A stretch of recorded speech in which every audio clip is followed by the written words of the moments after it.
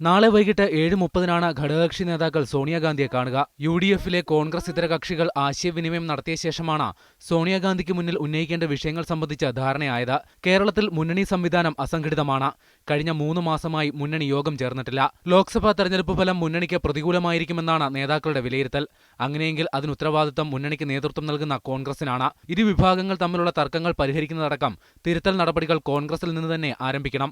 മുസ്ലിം ലീഗിനെതിരെ ആര്യാടൻ മുഹമ്മദ് നടത്തുന്ന പരാമർശങ്ങളെ കോൺഗ്രസ് നേതൃത്വം തള്ളിക്കളയാത്തതിൽ ലീഗ് നേതൃത്വത്തിന് അതൃപ്തിയുണ്ട്. ലീഗിനെ വർഗീയ സംഘടനയായി ചിത്രീകരിക്കാനാണ് ശ്രമം. ജോസ് കെ മാണിയുടെ കേന്ദ്രമന്ത്രി സ്ഥാനവും ഗണേഷ് കുമാറിന്റെ മന്ത്രിസഭാ പുനഃപ്രവേശവും അതത് കക്ഷികൾ സോണിയയുടെ ശ്രദ്ധയിൽ കൊണ്ടുവരും. ബോർഡ്, കോർപ്പറേഷൻ ചെയർമാൻ സ്ഥാനങ്ങൾ സംബന്ധിച്ചും ചെറുകക്ഷികൾക്ക് അതൃപ്തിയുണ്ട്. സോളാർ വിഷയത്തിന്റെ പശ്ചാത്തലത്തിൽ സർക്കാരിന്റെ പ്രതിച്ഛായ മെച്ചപ്പെടുത്തണം എന്നാവശ്യപ്പെട്ട് ഘടകകക്ഷികൾ കോൺഗ്രസ് ഹൈക്കമാൻഡിനെ സമീപിച്ചിരുന്നു. അതുകൊണ്ടുതന്നെ മന്ത്രിസഭാ പുനഃസംഘടനയും ചർച്ചയിൽ ഉന്നയിക്കപ്പെട്ടേക്കും. മീഡിയ 1 തിരുവനന്തപുരം.